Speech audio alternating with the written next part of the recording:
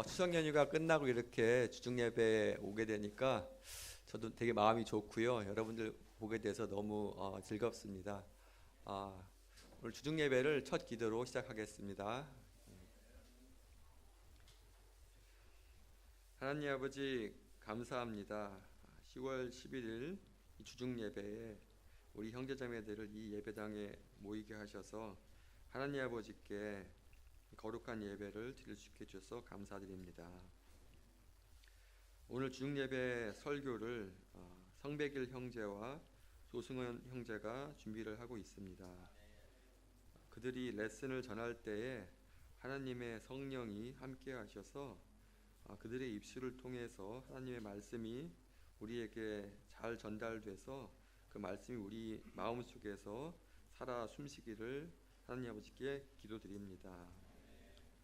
오늘 여러 가지 사정으로 이 자리에 함께하지 못한 우리 형제자매들에게 하나님 함께 해주셔서 그들이 인터넷이나 이런 걸 통해서 우리의 주중 예배 함께 할 수 있기를 하나님 아버지께 기도드립니다. 다시 한번 이 자리에 모여서 주중 예배를 할 수 있게 해주심에 감사드리면서 이 모든 말씀 우리 주님 예수님의 이름으로 기도드렸습니다.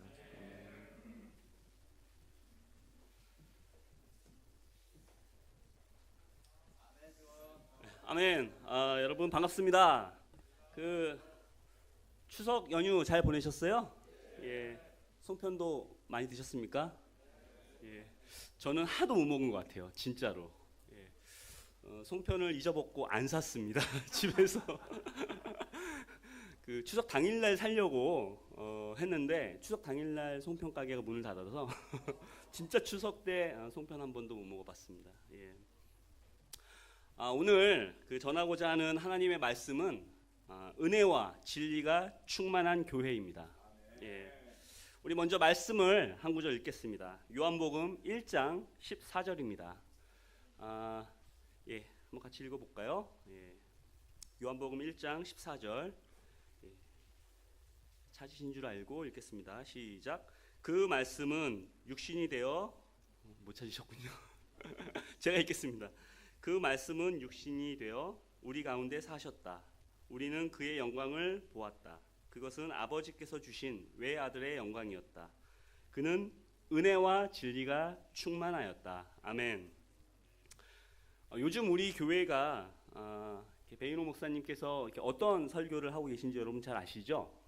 예. 우리 교회가 나아갈 바가 무엇인지 같이 고민해 보고 있습니다.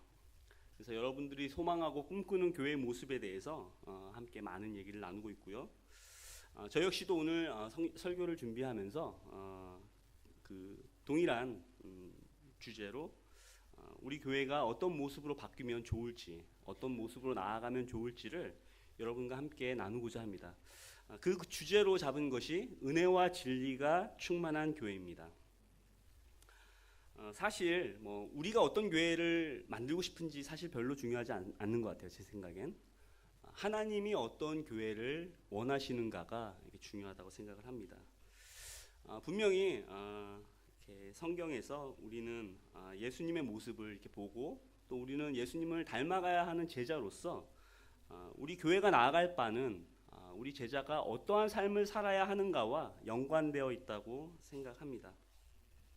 우리가 처음 부르심을 받고 이 자리에 왔을 때 우리의 모습이 어떤지 고린도전서에 잘 나와 있어요. 여러분 부자도 없었고 권력자도 없었고 지혜자도 없었다고 합니다. 오로지 우리는 하나님의 말씀을 통해 그 말씀의 은혜로 이 자리에 있게 된 것입니다. 예수님께서 나의 죄값을 대신에 죽임을 당하시고 또 우리는 그것을 믿고 이렇게 은혜로 이렇게 구원을 받고 이 자리에 있습니다. 오늘 본문에서처럼 예수님은 은혜와 진리가 충만하신 분이었습니다. 여러분들은 우리 삶을 변화시키는 가장 강력한 힘이 무엇이라고 생각하십니까? 주제에 다 나와 있습니다. 은혜와 진리. 예. 저는 은혜와 진리가 우리 삶을 변화시키는 가장 강력한 힘이라고 이렇게 생각합니다. 뿐만 아니라 우리가 교회에서 공동체로 모일 때에 무엇보다도 필요한 것이 있다면 은혜와 진리라고 생각합니다. 오늘 첫 번째 포인트로 말씀의 진리 안에서 삽시다입니다. 언뜻 보면 은혜와 진리는 서로 좀 모순되어 보이는 것 같지 않습니까? 예. 그래서 그 둘을 조화시키는 것이 참으로 이렇게 쉽지 않은 것 같습니다.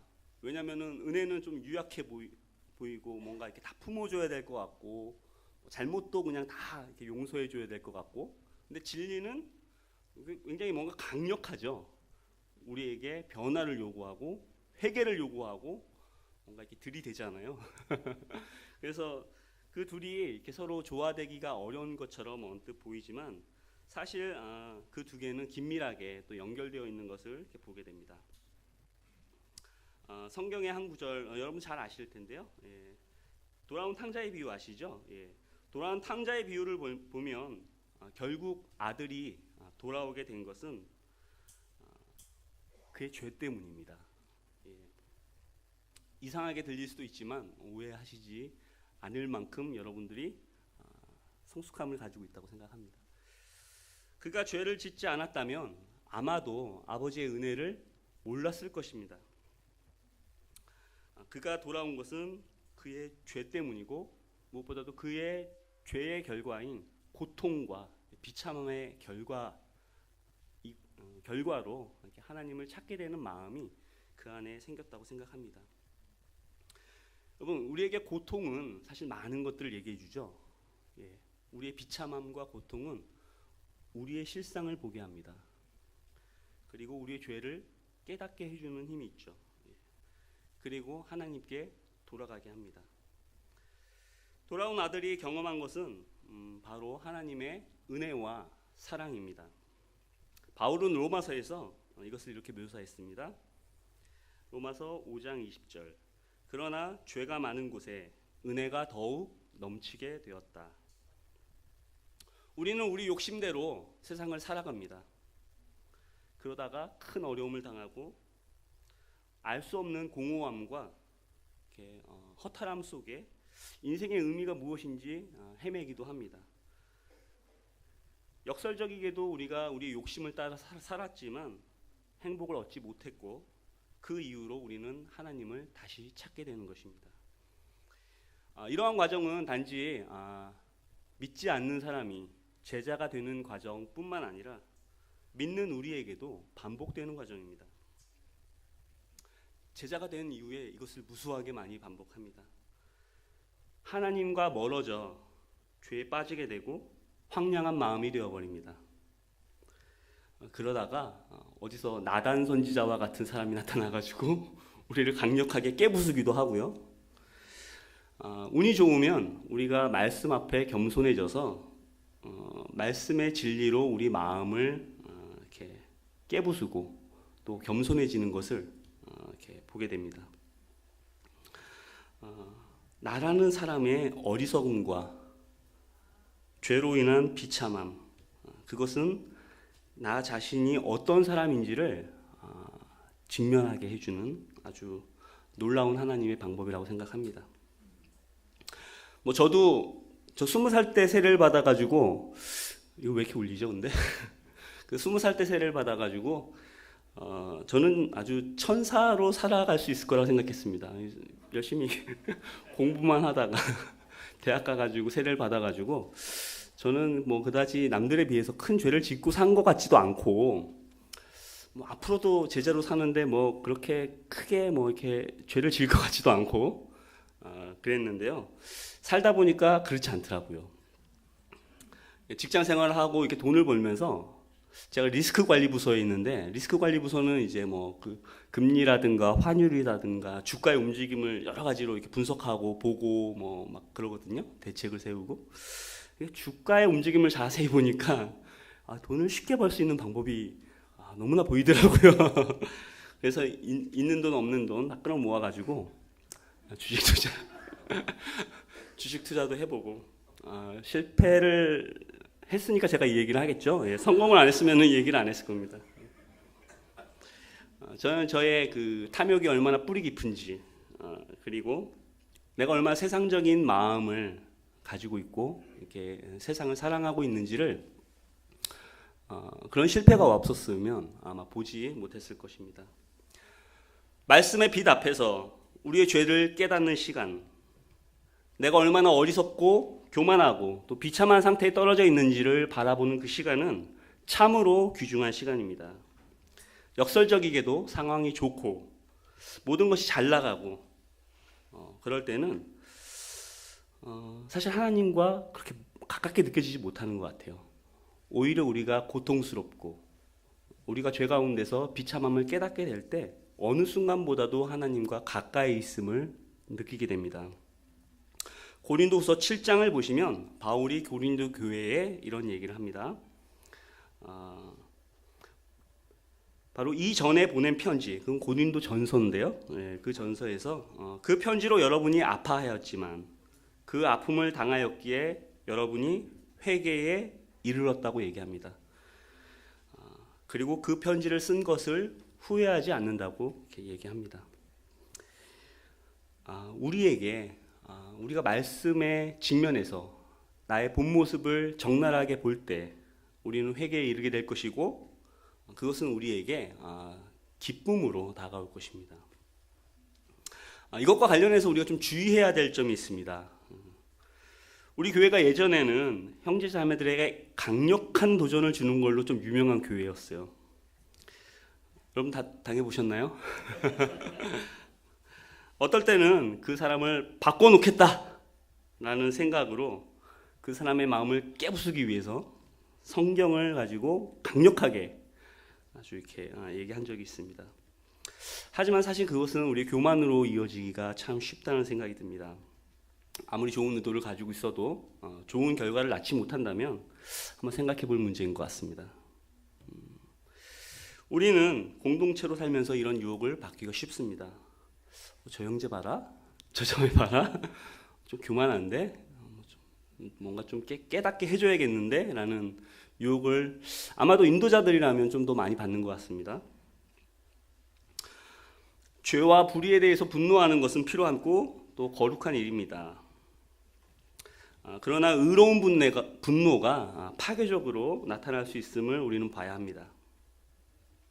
우리는 그러한 죄성을 가지고 있기 때문입니다. 우리는 서로를 볼 때 완벽한 존재로 이렇게 보면 안 될 것 같아요. 그리스도 예수님을 닮아가는 과정 중에 있는 불완전한 사람으로 서로를 보는 것이 필요하다는 생각이 듭니다. 어떤 형제는 참 괴로워했던 형제가 있어요. 나의 옛날에 실수했던 모습 또는 부족했던 모습 때문에 그게 낙인이 찍혀가지고 시간이 흘러도 사람들이 계속 나를 그렇게 본다는 거예요. 우리 과거에 실수나 죄로 인해서 어떤 사람을 평가하고 그것으로 낙인 찍는 우를 범하지 맙시다. 우리에게 필요한 자세를 갈라디아서 6장 1절은 이렇게 얘기하고 있습니다. 한번 같이 읽어보겠습니다. 제가 읽겠습니다. 갈라디아서 6장 1절. 형제자매 여러분, 어떤 사람이 어떤 죄에 빠진 일이 드러나면 성령의 인도하심을 따라 사는 사람인 여러분은 온유한 마음으로 그런 사람을 바로 잡아주고 자기 스스로를 살펴서 유혹에 빠지지 않도록 조심하십시오. 말씀 앞에 자기 자신을 정직하게 비추어 보면 사실은 이 세상에서 나보다 큰 죄인이 누가 있겠습니까? 저는 솔직히 여기에 계신 분들이 저보다 다 낫다고 생각해요. 진짜로. 아무리 우리가 보기에 약하고 믿음이 없어 보이는 사람도 사실은 저보다 낫습니다.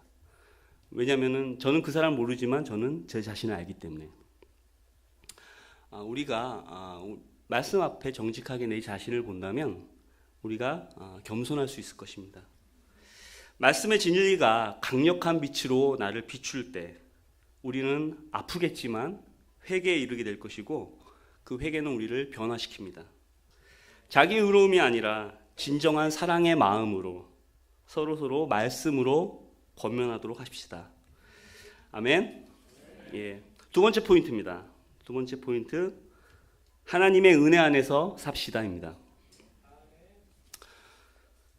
제자들은 말씀의 진리 앞에서 스스로를 비춰보면서 보다 더 성숙하고 거룩한 삶으로 나아가기 위해서 끊임없이 노력을 합니다. 여러분도 다 그렇게 하고 계시죠? 우리는 잘못된 과거의 삶에서 돌이켜서 정의롭게 살아야 하고 또 각자가 스스로의 죄성과 치열하게 싸우고 있습니다. 제자들 서로가 말씀으로 이렇게 설 수 있도록, 바르게 설 수 있도록 권면하고 돕고 있습니다. 그러나 우리가 한 가지 잊지 말아야 할 것이 있습니다. 이 모든 것은 하나님의 은혜 가운데서 일어난다는 사실입니다. 우리가 제자로 살면서 곧 깨닫게 되는 사실이 있습니다. 말씀을 따라 치열하게 싸우고 또 순종하고자 하고 또 성결해지고자 하고 그런 싸움을 싸우다 보면 언제나 실패한다는 사실입니다. 그리고 또 회개를 하죠. 그리고 또 다시 일어섭니다. 그런데 또 실패를 합니다. 이 메비우스의 띠처럼 무한 반복입니다.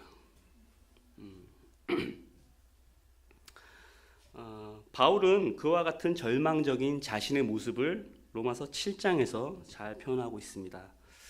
우리 같이 로마서 한번 볼까요? 로마서 7장 19절.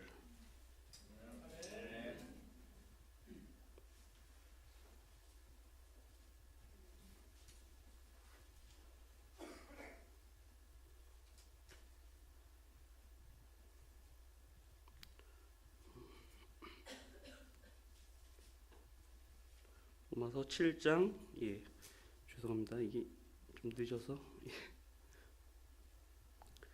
19절에서부터 한번 읽어보겠습니다. 나는 내가 원하는 선한 일은 하지 않고 도리어 원하지 않는 악한 일을 합니다. 내가 해서는 안 되는 것을 하면 그것은 내가 하는 것이 아니라 내 속에 자리를 잡고 있는 죄입니다. 여기서 나는 법칙 하나를 발견하였습니다. 곧 나는 선을 행하려고 하는데 그러한 나에게 악이 붙어 있다는 것입니다. 나는 속사람으로는 하나님의 법을 즐거워하나 내 지체에는 다른 법이 있어서 내 마음의 법과 맞서 싸우며 내 지체에 있는 죄의 법에 나를 포로로 만드는 것을 봅니다. 나는 비참한 사람입니다. 누가 이 죽음의 몸에서 나를 건져주겠습니까? 우리 주 예수 그리스도를 통하여 나를 건져주신 하나님께 감사를 드립니다.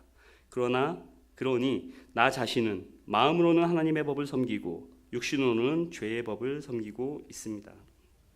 아멘. 원하는 것은 내가 하고 있지 못하다고 합니다. 도리어 원하지 않는 모습을 내가 한다고 합니다. 여러분, 원하는 것도 잘 안 되는 판에 원하지 않는 모습까지 잘 되는 거 보면 좀 이상하지 않으세요? 이것은 우리 가운데 죄가 함께 있다는 사실을 보여주는 겁니다. 제자들은 영적으로 더 민감해지는 만큼 또 성결해지려는 갈망이 커지는 만큼 그것을 성취하지 못하는 자신의 삶과 또 말씀 사이에 언제나 좌절하고 좌괴감을 느끼게 됩니다. 내가 이러려고 제자가 되었나? 라는 생각 들 때가 있습니다. 그래서 말씀에 순종하고 더 성결해지려고 노력하는 제자들은 오히려 그것 때문에 믿음이 약해지는 경우가 있습니다.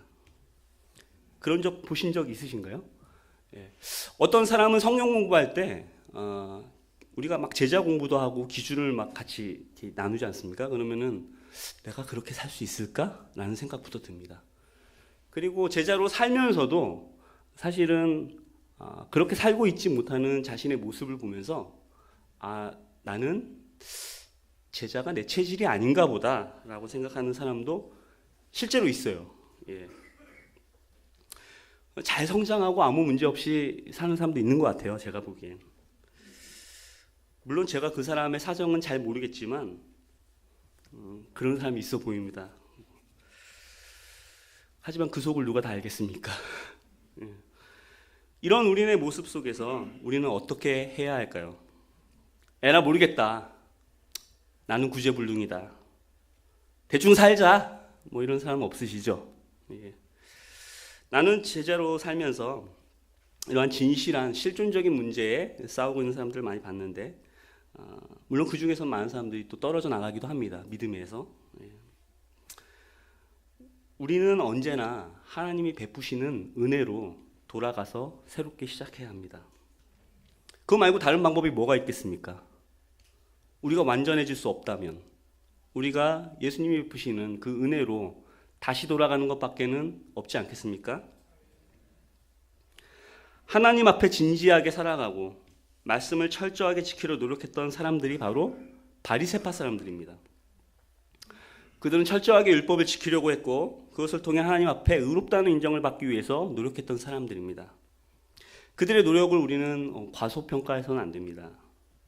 하지만 예수님은 그들의 위선을 강력하게 질책했고 사도 바울 역시 율법의 행위로는 의롭다함을 받을 수 없다고 분명히 얘기하고 있습니다. 성경에서 예수님을 제외한 그 어떤 누구도 믿음의 영웅으로 묘사하고 있지 않습니다. 모든 사람, 심지어 바울조차도 실수와 죄가 적나라하게 기록되어 있지 않습니까? 우리는 한순간도 하나님의 은혜 앞에서 은혜를 떠나서는 살 수가 없습니다. 하나님께서 우리 행위대로 만약에 심판하신다면 우리 가운데 그 어떤 누구도 이 자리에 있을 수 없습니다. 우리가 이룬 성숙과 믿음의 업적을 의지해서 하나님께 인정을 받으려 한다면 오히려 깊은 좌절에 빠지고 겉과 속이 다른 위선자로 살아가거나 아니면 영적으로 자포자기해서 하나님을 떠나버릴지도 모를 일입니다. 우리의 변화가 한없이 느리고 심지어 좀 악화되는 것 같기도 한데 라는 생각이 들 때도 있는데, 그때에도 우리는 하나님이 베푸시는 은혜 위에서, 그 바탕 위에서 살아야 하고 언제나 그 자리에서부터 다시 시작해야 합니다. 그런데 역설적이게도 은혜는 또한 우리의 삶을 변화시키는 힘이 있습니다. 여러분, 자신의 부족함을 있는 그대로 받아들여주고 나의 죄와 실수를 용서해주는 사람을 만나본 적 있습니까? 그런 사람을 만날 때 우리의 마음속에 어떤 마음이 일어납니까? 감사의 마음과 함께 그 사랑에 올바르게 반응하고자 하는 마음이 우리 가운데 생깁니다. 히브리서 13장 9절, 여러 가지 이상한 교훈에 끌려다니지 마십시오. 음식 규정을 지키는 것으로 마음이 튼튼해지는 것이 아니라 은혜로 튼튼해지는 것이 좋습니다. 히브리서의 저자는 마음을 은혜로 튼튼하게 하라고 합니다. 은혜로 강해진 마음은 우리에게 더 큰 힘으로 하나님을 섬길 수 있는 힘을 줍니다. 로마서 6장 14절, 여러분은 율법 아래 있지 않고 은혜 아래 있으므로 죄가 여러분을 다스릴 수 없을 것입니다. 우리는 은혜에 대해서 보다 좀 깊게 생각해 봐야 될 필요가 있습니다. 은혜는 단지 우리의 부족함과 죄를 용서해 주는 것만이 아닙니다. 은혜는 우리를 실질적인 변화로 이끄는 힘이 있습니다. 성경은 죄를 용서하는 은혜를 말함과 동시에 우리를 거룩한 하나님의 백성으로 살아가게 하는 능력으로서의 은혜를 얘기하고 있습니다. 로마서를 잘 보시면 그게 나와 있어요. 은혜는 우리를 거룩한 삶으로 이끕니다. 우리의 마음을 튼튼하게 해서 더욱 예수님이 원하시는 모습으로 나아가도록 합시다. 오늘 우리 두 가지를 살펴봤습니다. 진리 안에서 살아갑시다. 그리고 은혜 안에서 살아갑시다. 말씀의 진리로 우리 회개 자리로 일고 말씀을 거울 삼아 나의 비참함을 직시한다면 우리가 변화될 수 있을 것입니다. 그리고 실패하더라도 하나님의 은혜 가운데서 살아갑시다. 저는 이 구절을 보면서 은혜와 진리가 충만하다라고 표현을 했는데 그 충만하다라는 표현에 좀 강조점을 두고 싶어요. 은혜와 진리가 우리 가운데 조금 있을 수도 있습니다. 근데 충만하게 있었으면 좋겠습니다. 은혜로 우리의 마음을 강하게 하고 하나님이 원하시는 모습으로 우리 성장해 나아가도록 합시다. 서로 그렇게 합시다. 이상으로 말씀 마치겠습니다.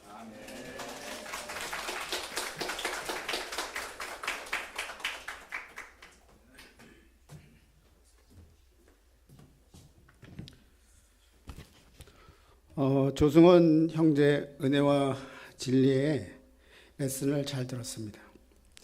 이렇게 멋진 형제하고 함께 레슨을 준비할 수 있어서 든든하고 감사했습니다.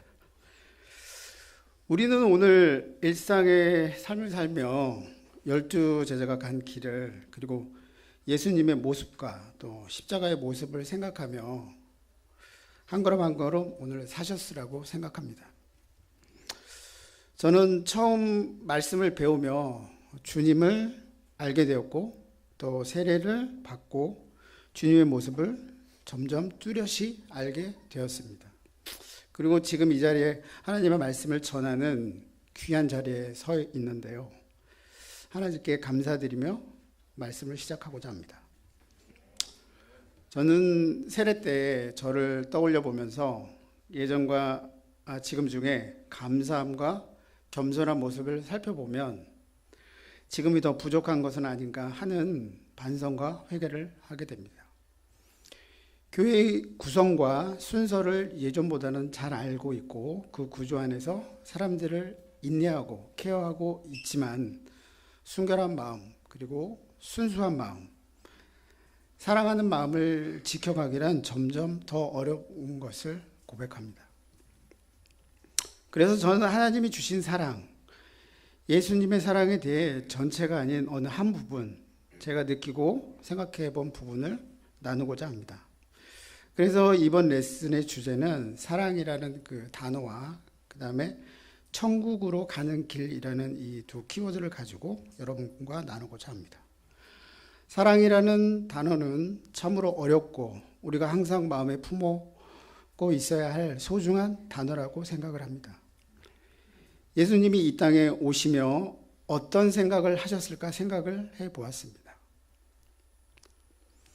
누군가를 알게 하시고 아니면 깨닫게 하시려고, 아니면 무지한 또는 말씀을 다르게 해석하고 있는 실행되어서는 하나님의 품이 아닌 꼭 이 다른 곳으로 떨어져 버리는 사람들을 구하시려고 오신 것이 아닌가, 이런 생각을 한 적이 있습니다. 예수님의 삶을 살펴보면 사탄에게 시험을 당하시면서도 진리를 붙잡고 계셨고, 오로지 기도하시고 말씀을 전하시고 또 기도하시고 또 말씀을 전하셨습니다. 나사렛에서 예루살렘까지 가는 여정을 살펴보면 수많은 일들이 예수님의 마음을 흔들었고, 인간적인 슬픔에 휩싸였지만 또는 가족의 걱정이나 안위도 걱정되었지만 오로지 말씀을 전하는데 기뻐하셨고 기도하는데 진지하셨습니다. 그리고 제자에게 배신을 당하고 바리새파 사람과 로마 병사에 끌려가면서 고난과 고초를 당하셨음에도 불구하고 말씀을 전하는데 그 기준을 지키는데 기도하는데 한 번도 흐트러짐이 없으셨습니다. 과연 예수님은 왜 그렇게 흔들리지 않으시고 우리에게 하나님의 말씀, 진리의 말씀을 전달하셨을까라는 생각을 해보았습니다. 그것은 혹시 이 천국이라는 단어가 떠올랐습니다. 천국이 바로 너의 집이다 라는 말씀과 함께 흐려져 있던 천국으로 가는 길을 뚜렷이 열어주시려고, 그 길을 따라오게 하시려고 선지자의 모습과 인도자의 모습이 아니었을까 생각이 되었습니다. 미워하는 사람, 그리고 시기하는 마음, 질투하는 마음, 또 화나게 하는 마음이 아닌 오로지 사랑하는 마음, 진정 용서하는 마음으로 사랑하고 또 용서하고 감싸주고 위로해주고 이해해주고 따뜻이 감싸주셨던 그 마음, 무지하고도 이기적인 사람들, 두려움에 도망쳤던 배신했던 그들 역시도, 또 몰래 숨어서 돌을 던졌던 사람들조차도, 조롱하면서 채찍질을 했던 사람들조차도 예수님은 진정 사랑하는 마음으로 나무라지 않고 오로지 사랑으로 그 과정을 감내하셨습니다. 말씀 한 구절 읽겠습니다. 이 구절은 골고다 언덕에서 십자가에 돌아가시고 처음에 11명의 제자 앞에서 나타나셔서 한 말씀입니다. 요한복음 24장 36절. 제가 읽겠습니다. 그들이 이런 이야기를 하고 있었을 때 예수께서 몸서 그들 앞에 들어서 말씀하셨다. 너희에게 평화가 있어라. 천국으로 향하는 길 앞에서 하신 말씀이십니다. 천국의 길, 그 천국의 문은 어떻게 하면 그 길로 갈 수 있을까요? 그것은 바로 우리들 바로 옆에, 앞에, 뒤에, 그리고 회사 동료와 아침 저녁으로 만나는 사람들, 이웃 사람들과 가족들, 또 문 밖을 나서면 만나는 이웃들, 이들에게 예수님의 순도 100%에 가까운 사랑을 전하고 나누는, 그리고 실천하는 행동이 아닐까 생각이 됩니다. 우리는 진정한 사랑이 하나하나 모이게 되면 천국 게시판에 카운트가 되고 있다면 여러분은 어떻게 하시겠습니까? 어느 날 갑자기 심각한 상황에 닥치게 되거나 또는 몸에 병이 찾아와 어느 늦은 날 회개의 눈물과 기도로 울부짖고 가지고 있던 전 재산을 모두 기부한다고 해도 과연 천국의 문이 열릴까요? 그 시간은 한 송이 꽃에 지나지 않을 거라고 생각이 됩니다. 천국은 어쩌면 그동안 내가 사랑하고 용서하고 이해해주고 감내해준 한 송이 한 송이 아름다운 꽃들이 그 길을 수놓지 않을까 생각해 봅니다. 그래서 그 꽃들은 천국으로 향하는 길에 길잡이가 되어 인도해 줄 것이며 천국의 문 앞에 가지 않게 될까요? 생각이 됩니다. 우리가 만약 천국으로 가던 중 그 꽃이 부족해서 길이 끊겨버린다면 과연 우리는 어디로 가야 할까요? 예수님의 삶을 다시 살펴봅니다. 마지막에는 자신의 몸까지도 제물로 주셨던 그 숭고한 사랑, 그 사랑을 우리가 다시 한번 생각해 봐야 되지 않을까 생각합니다. 오늘 또는 이번 주 또는 지나간 한 달, 그동안 화해하지 못했던 마음, 미워했던 마음, 이기적인 행동, 이기적인 죄를 지었던 행동들이 있다면 여러분은 그냥 두시겠습니까? 아니면 예수님의 모습을 떠올리며 다시 일어서시겠습니까? 다시 예수님의 사랑을 생각하시겠습니까? 정말이지 순도 100%에 가까운 따뜻한 마음을 나에게 불어넣어야 되지 않겠습니까? 어쩌면 천국으로 향하는 키는 바로 나 자신에게 있을지 모른다는 생각을 합니다. 말씀에서 비유하기를 내 몸이 바로 교회다라고 하신 말씀에도 그렇듯이 교회는 천국으로 연결되는 통로가 아니겠습니까? 내 마음의 교회, 천국으로 향하는 길, 진정 아끼고 사랑하는 마음으로 사랑을 실천할 때 바로 천국의 문이 우리에게 점점 뚜렷해질 것이라고 생각을 합니다. 말씀 한 구절 읽겠습니다. 요한일서 3장 13절에서 14절 제가 읽겠습니다. 형제 자매 여러분, 세상이 여러분을 미워해도 이상하게 여기지 마십시오. 우리가 이미 죽음에서 생명으로 옮겨갔다는 것을 우리는 압니다. 이것을 아는 것은 우리가 형제 자매를 사랑하기 때문입니다. 사랑하지 않는 사람은 죽음에 머물러 있습니다. 아멘. 우리 모두 천국을 생각하며 미워하는 마음 없이 아낌없이 한 송이 진실한 사랑의 꽃을 피워야 할 것입니다. 우리 사랑하며 웃으며 이해하며 배려해주며 살아봅시다. 그러면 천국의 문은 바로 여러분 곁에 있을 것입니다. 말씀을 마치며 제가 노래 한 곡을 준비했는데요.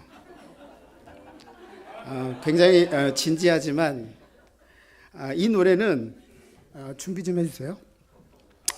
이 노래는 노래 제목은 백만송이 장미입니다.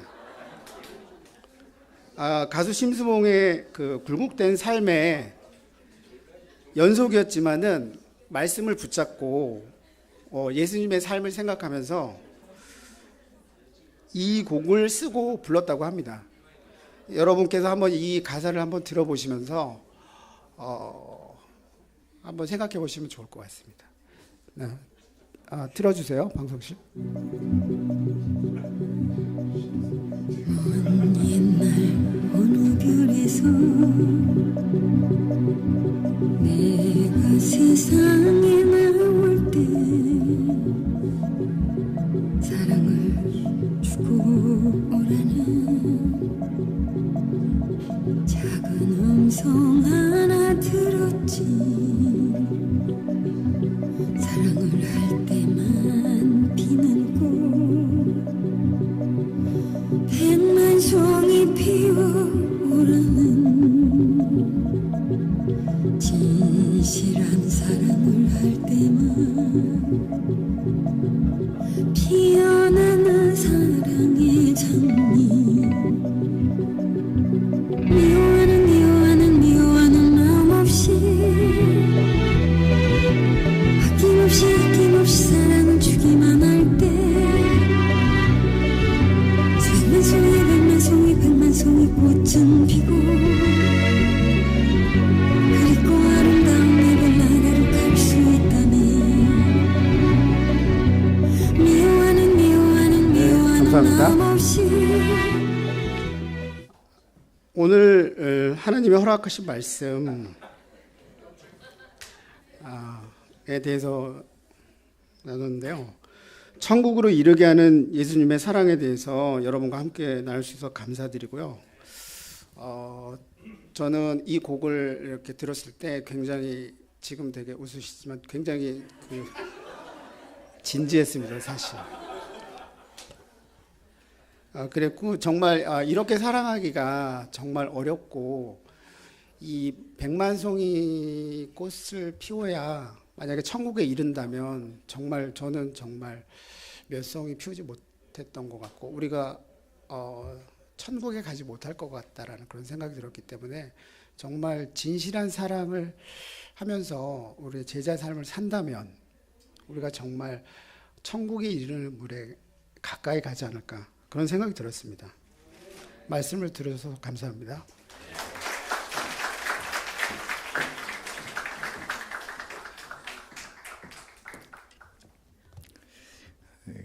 직접 노래를 안 부르는 게 다행이에요.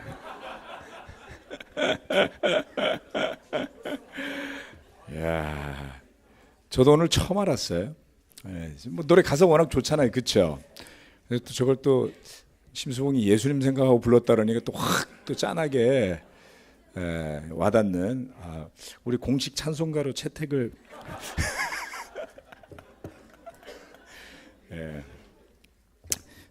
우리 조승원 형제는 은행에서 이제 리스크 관리하는 아주 냉철한 그런 두뇌를 가진 형제인데요. 은혜와 진리를 아주 논리적으로 잘 풀어줬습니다.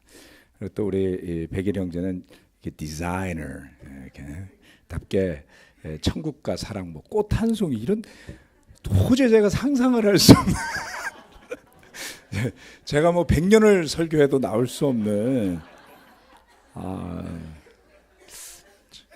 아주 천국을 향해 가는 길을 꽃으로 수놓는 하나하나의 그 믿음의 삶의 행위들, 굉장히 아주 마음에 와닿네요. 네, 좋았습니다. 우리 두 분 형제에게 감사의 박수를 드릴까요? 사실 좀 미안한 마음이 있어요. 왜냐하면